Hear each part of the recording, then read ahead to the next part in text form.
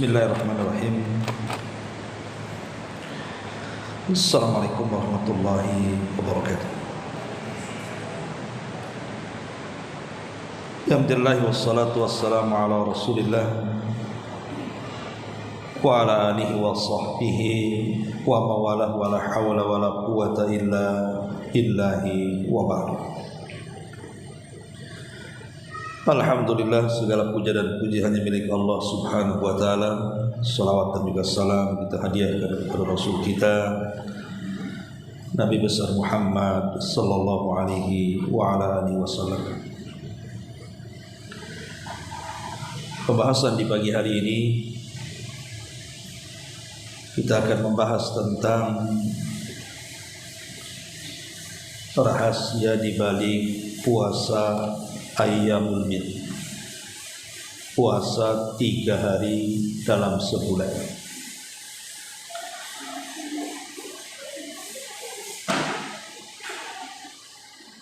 Ma'asyiral muslimat yang dimuliakan Allah Azza wa Jalla, kita kenal bahwa puasa-puasa sunnah itu kan banyak disyariatkan dalam Islam selain puasa wajib, puasa Ramadan.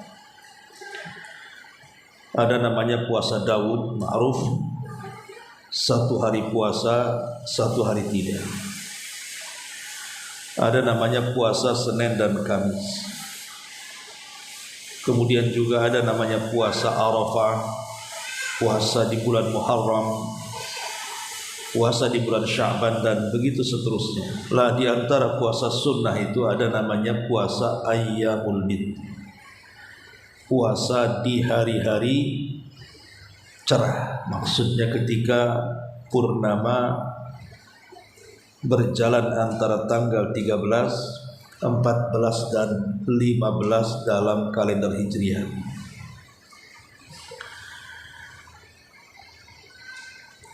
Taib, kita akan membahas sejarahnya, kenapa sampai ada puasa Ayyamul Bid. Kemudian hukumnya, terutama juga apa saja rahasia dan keutamaan dan faedah-faedahnya, dan yang terakhir sedikit soal fikihnya. Pertama bicara soal sejarah. Al-Imam As-Suyuti rahimahullahu ta'ala di dalam kitabnya Al-Wasail ila Ma'rifatil Awail mengatakan, anna awwala man shama Adam alaihi salam 3 ayyamin fi kulli syahrin,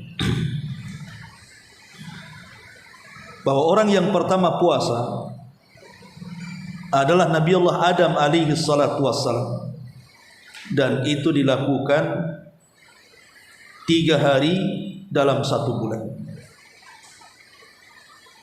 sebagaimana dinukilkan oleh Al-Imam Al-Khatib Al-Baghdadi rahimahullahu ta'ala, dan juga Imam Ibnu Asakir dari sahabat Abdullah ibn Mas'ud secara marfu sampai kepada Nabi sallallahu alaihi wasallam.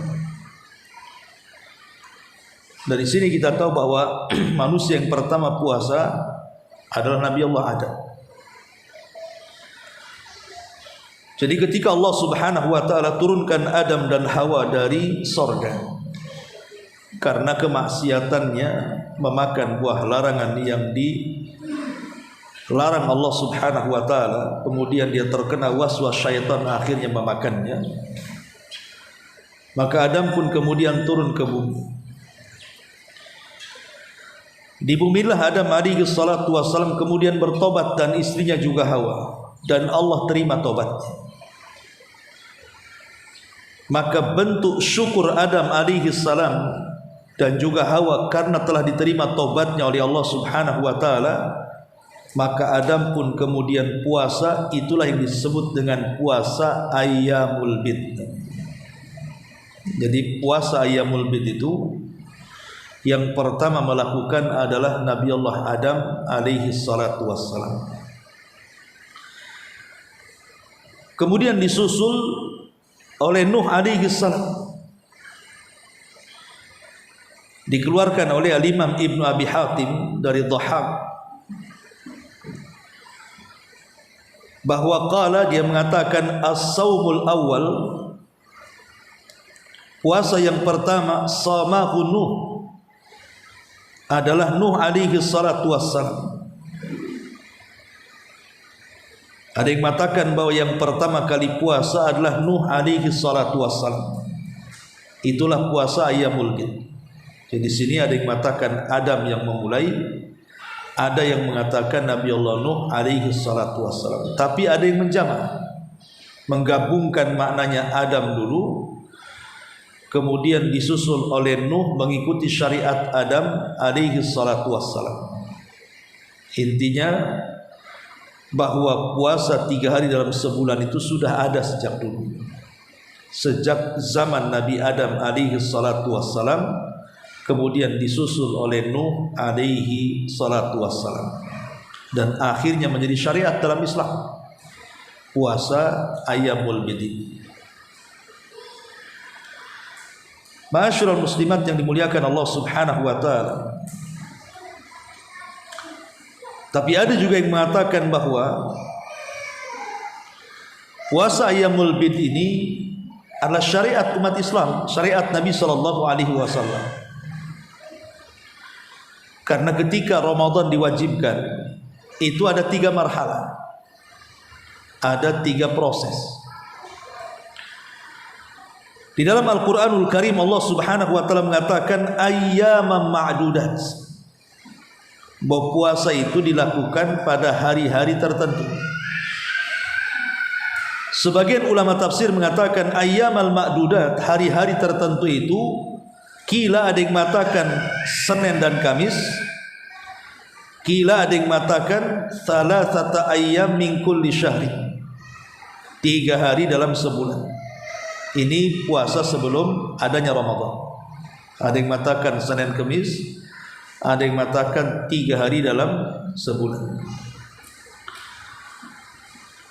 Tapi ada juga yang mengatakan maksudnya 30 hari. Kemudian marhalah yang kedua at-takhir, adanya pilihan. Jadi belum ada penekanan wajib, silahkan puasa, silahkan tidak. Kalau yang berpuasa dapat pahala, dan yang tidak puasa harus bayar fidyah. Baru kemudian proses yang ketiga baru diwajibkan secara total, bahwa tidak ada bagi seorang muslim kecuali berpuasa, kecuali orang-orang yang dikecualikan saja, itu pun dengan hukum-hukum tertentu. Ini secara sejarah adanya puasa Ayyamul Bid.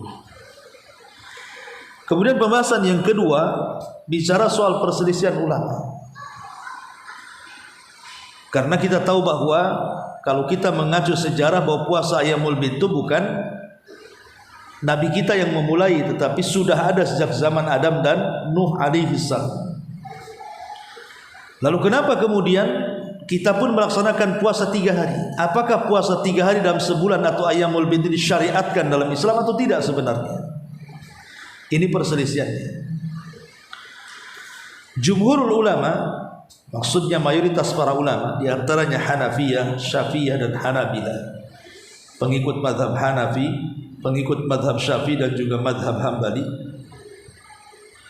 sunnah hukum ila istihbabi kauniha Ayyamul Bid, bahwa puasa Ayyamul Bid 3 hari dalam sebulan dimulai dari tanggal 13, 14 dan 15 itu hukumnya sunnah, berpahala. Adapun pendapat yang kedua, dan ini pendapat Malikiyah, ila karahiyati saumi Ayyamil Bid firaran minat tahdid wa makhafata i'tiqadi wujubiha. Mazhab Maliki mengatakan makruh hukumnya, tidak ada puasa 3 hari dalam sebulan itu. Kenapa? Karena supaya tidak diyakini wajibnya puasa, hanya Ramadan saja. Maka dari sini mazhab Malikiyah mengatakan makruh hukumnya, tidak ada puasa Ayyamul Bid. Tetapi pendapat yang kuat wallahu alam, puasa ayyamul bid itu disyariatkan dan disunnahkan berdasarkan pendapat mayoritas para ulama. Dan itu kita lihat di beberapa dalil yang sahih yang datang dari Nabi SAW. Pertama, hadis Abu Hurairah radhiyallahu anhu, di mana ia berkata, "Awsani khalili bithalathin la ada'uhunna hatta amuta, saumi thalathati ayyami min kulli syahrin wa salatid duha wa naumi ala witri." Kata Abu Hurairah radhiyallahu an, kekasihku, maksudnya Nabi SAW, telah mewasiatkan kepada 3 nasihat yang aku tidak akan pernah meninggalkannya hingga kematianku, kata Abu Hurairah. Pertama, berpuasa 3 hari setiap bulannya, maksudnya ayyamul bid. Yang kedua, untuk mengerjakan salat duha. Dan yang ketiga, mengerjakan salat witir sebelum tidur. Kata Abu Hurairah radhiyallahu an, Nabi SAW telah mewasiatkan kepadaku 3 wasiat yang aku tidak akan meninggalkannya sampai kematian. Pertama, puasa ayyamul bid, yang kedua salat duha, dan yang ketiga salat witir sebelum tidur. Di sini ada kalimat saumi thalathati ayyamin min kulli syahrin, puasa 3 hari dalam sebulan. Ini dalil yang pertama. Dalil yang kedua dari Mu'adz Ibn Jabal, dari Mu'adzah. Mu'adzah ini bertanya kepada Aisyah radhiyallahu anha, "Akana Rasulullah sallallahu alaihi wasallam yasumu thalathata ayyam min kulli syahrin?" Wahai Aisyah, apakah Nabi sallallahu alaihi wasallam senantiasa berpuasa 3 hari dalam setiap bulannya? Qalat, maka Aisyah mengatakan, "Na'am, ya tentu." Qultu, aku katakan, kata Mu'adzah, "Min ayyihi kana yasum?" Kemudian Mu'adzah mengatakan, pada hari apa beliau melakukan puasa tersebut? Qalat, maka Aisyah radhiyallahu anha mengatakan, "Kana la yubali min ayyi shama." Beliau tidak peduli pada hari apa beliau berpuasa. Intinya beliau berpuasa 3 hari dalam sebulan. Ini hadis yang kedua. Riwayat yang ketiga dari Ibnu Abbas radhiyallahu anhuma, beliau berkata, "Kana Rasulullah sallallahu alaihi wasallam la yuftir ayyamal bid fi hadarin wala safarin." Nabi sallallahu alaihi wasallam biasa berpuasa pada ayyamul bid, baik ketika dia tidak safar ataupun ketika safar. Baik ketika mukim ataupun ketika safar. Lihat, menunjukkan apa? Keistimewaan puasa ayyamul bid. Rasul tidak pernah meninggalkan, baik ketika dia tidak safar ataupun ketika safar, kata Abdullah ibn Abbas radhiyallahu anhu. Kemudian dalil yang keempat, hadis Abi Dzar radhiyallahu anhu. Nabi sallallahu alaihi wasallam mengatakan, "Ya Abu Dzar, idza sumta minasy-syahri thalathata ayyamin fasum thalathata asyrata wa arba'a asyrata wa khamsata asyrata." Wahai Abu Dzar, jika engkau ingin berpuasa 3 hari dalam setiap bulan, maka berpuasalah tanggal 13, tanggal 14, dan tanggal 15 dari bulan-bulan Hijriah. Dan dalil yang terakhir, dalil kelima, dari Abdullah bin Amr bin As radhiyallahu anhuma. Nabi sallallahu alaihi wasallam mengatakan, "Saumu thalathati ayyam saumu dahri kulli." Puasa 3 hari setiap bulannya adalah seperti puasa sepanjang tahun.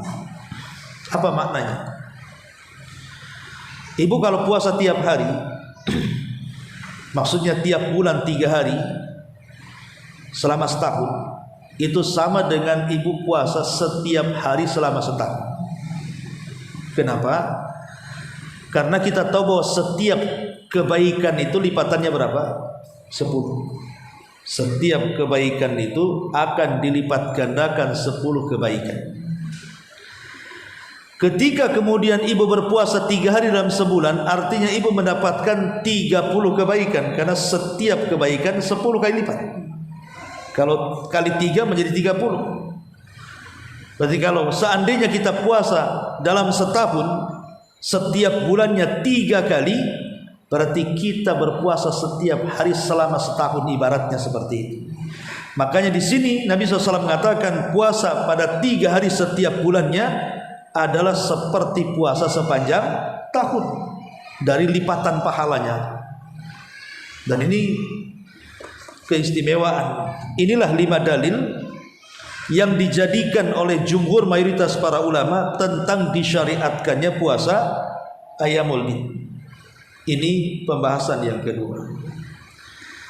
Pembahasan yang ketiga bicara keutamaan. Apa saja keutamaan puasa Ayyamul Bid? Karena bagaimanapun dengan mengetahui keutamaan sesuatu, tentu kita akan terangsang melakukannya. Kayak ibu mau kerja, gajinya sudah dikasih tahu besar gitu ya, tentu semangat kita bekerja. Telah beramal juga sama. Kalau kita tahu keutamaannya, tentu terangsang untuk terus mengamalkan. Ma'asyiral muslimat yang dimuliakan Allah Azza wa Jalla, yang pertama, puasa Ayyamul Bid annaha tudhibu adranil qalbi, bisa menghilangkan kekotoran hati. Jadi hati-hati yang kotor, yang berpenyakit seperti dengki, dendam dan yang semacamnya, hasad, itu semua adalah penyakit hati. Itu bisa dihilangkan dengan puasa Ayyamul Bid. Dan itu berdasarkan hadis yang dikeluarkan oleh Ashabus Sunan dari Nabi SAW.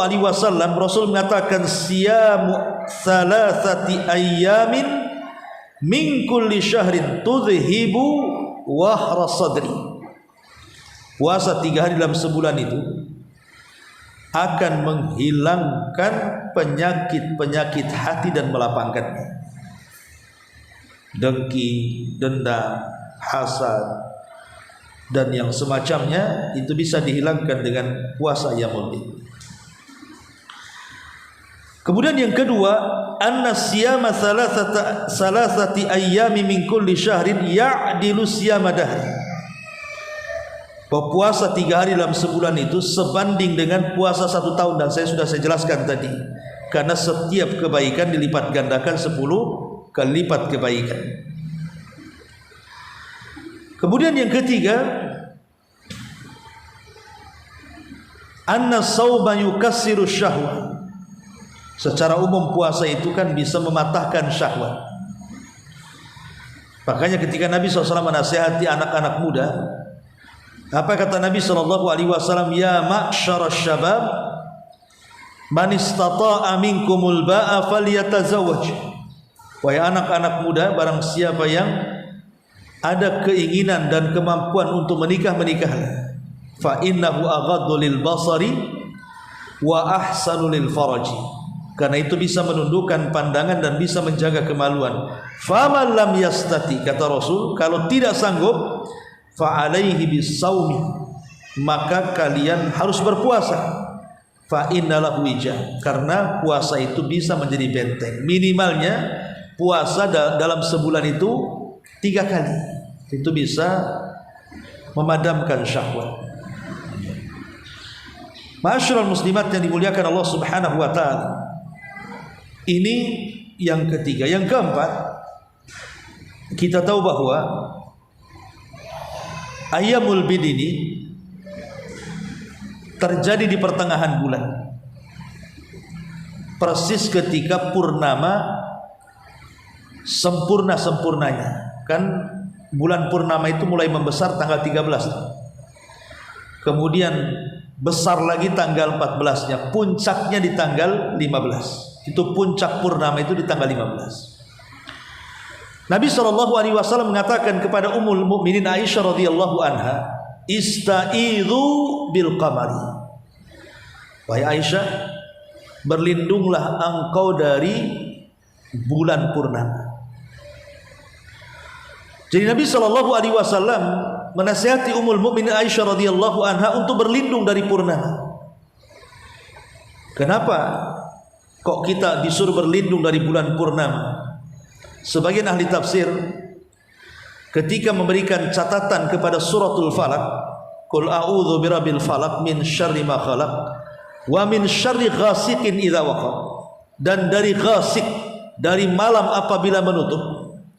Salah satu tafsiran para ulama adalah karena malam hari itu kejahatan meningkat dan kekuatan setan menguat, lah terutama ketika purnama. Ketika purnama itu maka kekuatan setan meningkat dan kejahatan menyebar. Makanya Nabi SAW berlindung dari bulan purnama. Lah karena kekuatan setan itu menguat di pertengahan bulan, dan setan itu masuk pada tubuh manusia itu lewat jalan darah. Berdasarkan hadis Nabi SAW, inna syaitan yajri min ibni Adam majrad dami, bahwa setan itu masuk pada anak Adam itu dari aliran darah. Ya.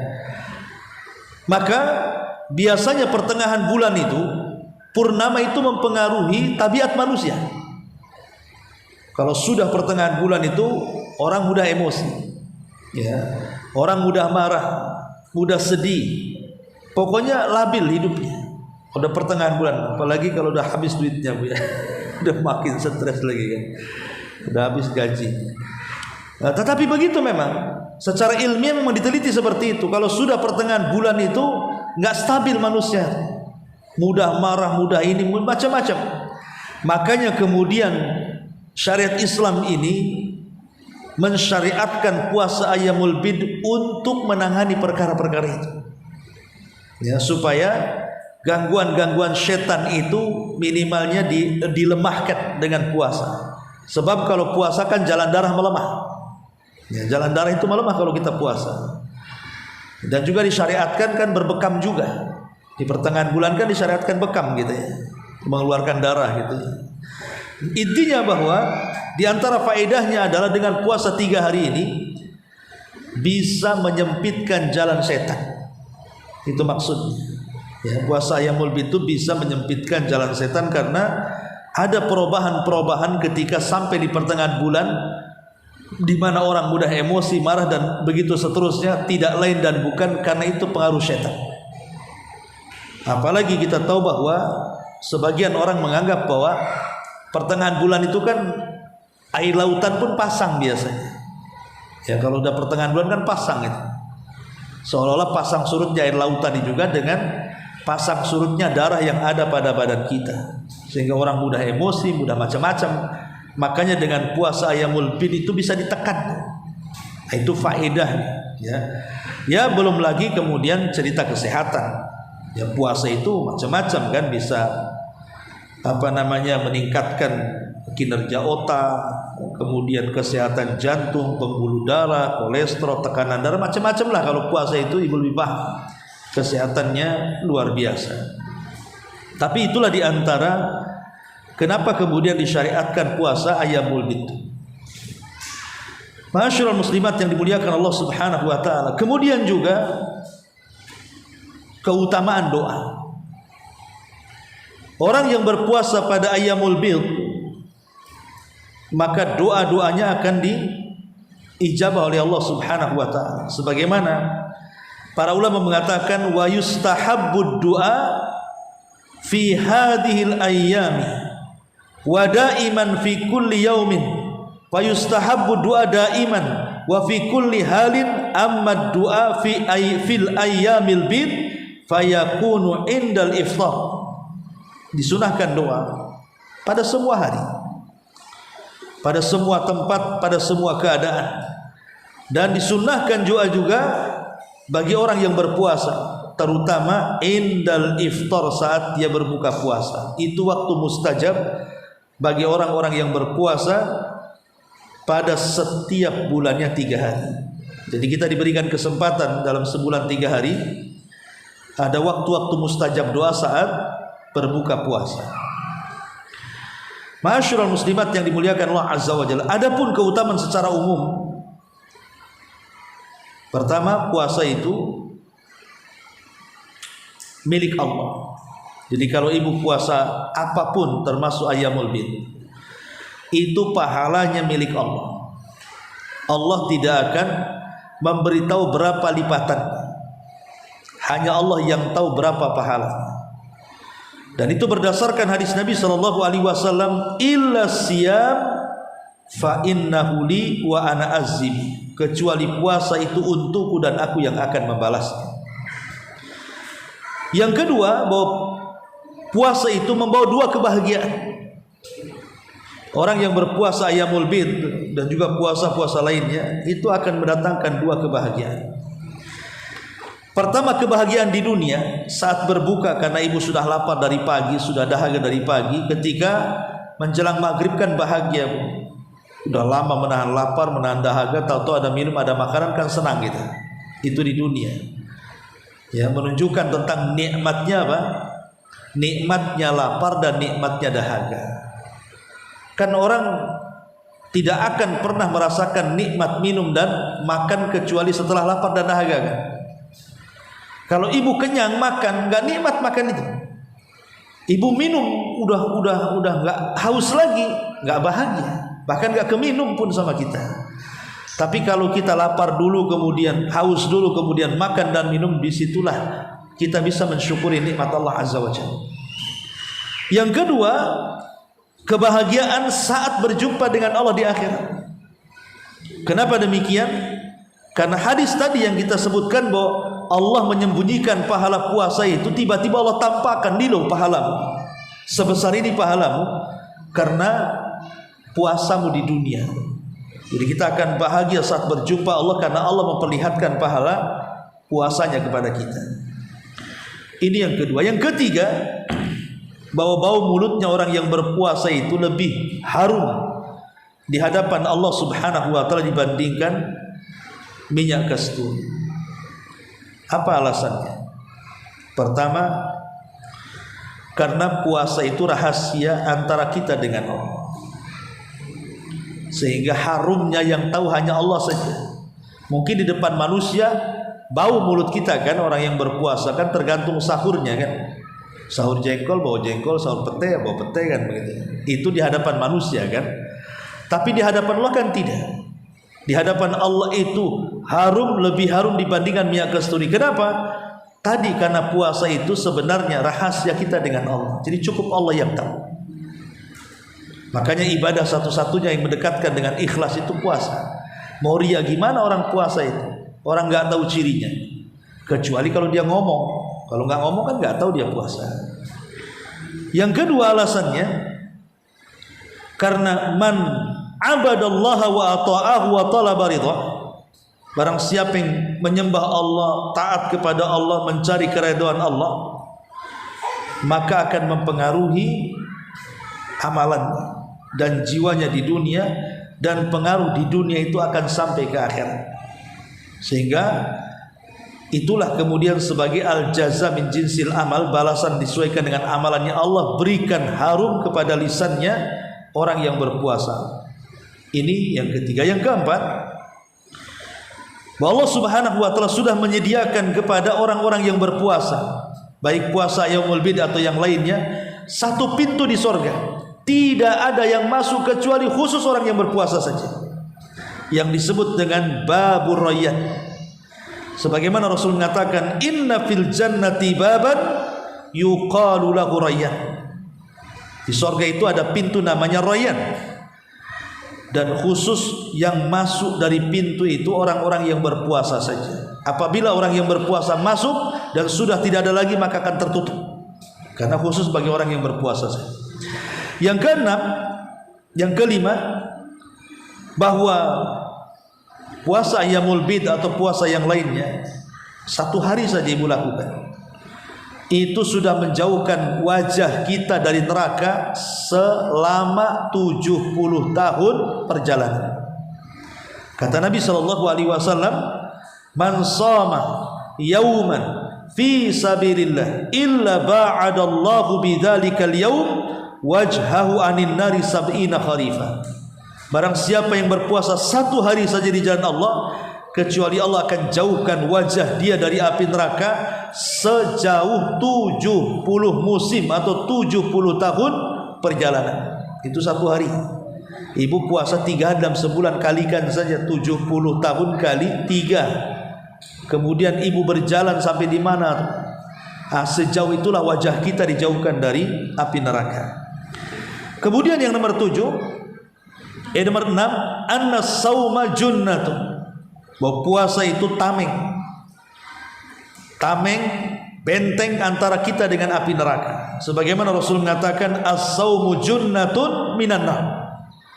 Bahwa puasa itu tameng, artinya penyelamat kita dari api neraka. Kemudian yang nomor 7, anna saum yukaffirul khotoya. Bahwa dengan puasa itu kita bisa menggugurkan dosa. Jadi kalau ibu lagi puasa, hakikatnya ibu sedang menggugurkan dosa. Sebagaimana hadis Nabi SAW, fitnatur rajuli fi ahlihi wa malihi wa jarihi tukaffiruha salatu was-siyamu was-sadaqatu wal amru bil ma'rufi wan nahyu 'anil munkar. Fitnah seseorang pada keluarganya, hartanya, tetangganya bisa dihapuskan dengan salat, sedekah, puasa, mengajak manusia kepada kebaikan dan mencegah dari kemungkaran. Di sini ada kalimat puasa. Jadi puasa itu bisa menggugurkan dosa. Kemudian yang nomor 8, bahwa puasa itu bisa menjadikan syafaat bagi para pelakunya. Karena nanti pada hari kiamat puasa akan datang kepada Allah dan mengatakan, ya Rabb, jangan azab orang ini, karenaku dia menahan lapar, menahan dahaga, dan menahan syahwat. Berikan syafaat kepadanya. Jadi puasa akan membela kita pada hari kiamat, sehingga akhirnya Allah berikan syafaat karena pembelaan puasa kepada kita. Dan ini luar biasa, dan banyak lagi keutamaan puasa secara umum. Taib, sedikit kita bicara fikih. Karena keutamaan puasa ini bukan hanya di akhirat, di dunia saja bisa. Bahkan mempengaruhi ekonomi juga puasa ini. Puasa Ayyamul Bid itu bisa melancarkan bisnis bahasa kita. Kenapa demikian? Karena tadi kan alasannya, kalau di pertengahan bulan itu kan orang kacau pikirannya karena emosi yang berlebihan, marah yang berlebihan, sehingga terkadang seorang pembisnis kan harus tenang hatinya, ya, harus punya ketenangan dalam memanage sesuatu, memanage emosi kan, supaya bisa dia mengelola bisnisnya. Artinya dengan puasa itu bisa menenangkan hati, dengan tenang hati kan bisa berpikir dia, sehingga akan melancarkan bukannya bisnis semuanya, ya. Itu secara umum. Baik, kita masuk fikihnya sedikit.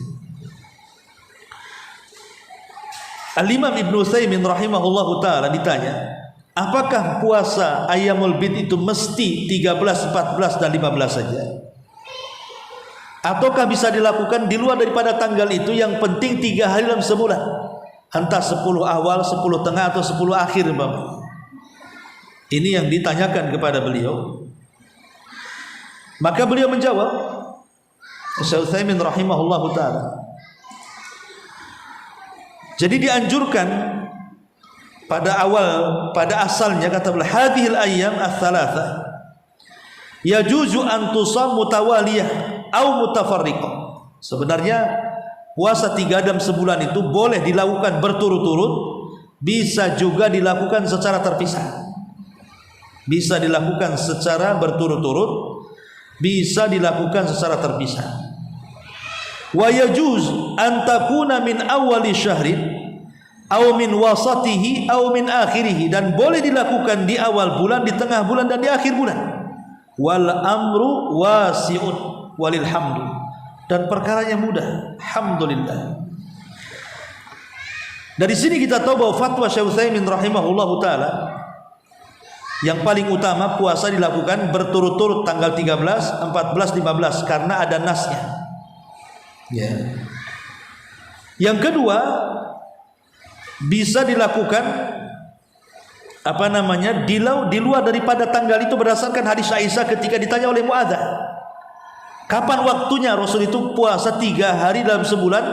Maka Aisyah radhiyallahu anha tidak menyebutkan tanggalnya, hanya menyebutkan kapan saja dalam sebulan, kata Aisyah. Dari sini kata Syekh Utsaimin, boleh dilakukan di awal bulan, boleh dilakukan di tengah bulan, boleh dilakukan di akhir bulan. Boleh secara berturut-turut, boleh juga terpisah. Satu hari awal, satu hari tengah, satu hari akhir umpamanya. Ya, ataupun berturut-turut. Umpamanya ibu ambil tanggal 9, 10, 11. Atau di tengah-tengah bulan 18, 19, 20. Atau di akhir bulan 26, 27, 28, kan gitu ya. Tapi sekali lagi seafdol-afdolnya puasa Ayyamul Bid tetap dilakukan di tanggal 13, 14 dan 15. Itu paling afdol karena ada hadisnya, ada riwayatnya yang menunjukkan tanggalnya itu. Tetapi jangan kemudian dipatokkan pada tanggal-tanggal itu. Karena ketika kita bertepatan dengan Ayyamut Tasyrik, Ayyamut Tasyrik, Idul Adha, itu kan tanggal 10 mulainya. Kemudian 11, 12, 13 kan hari tasyrik. Hari tasyrik gak boleh puasa, kan itu masih lebaran, makan-makan. Masalahnya terbentur di hari 13 kan. Tetap makan-makan, di situ juga berbarengan dengan Ayyamul Bid. Berarti kalau tanggal 13 tidak bisa, mulai Ayyamul Bidnya di tanggal 14, 15, 16, itu maksudnya.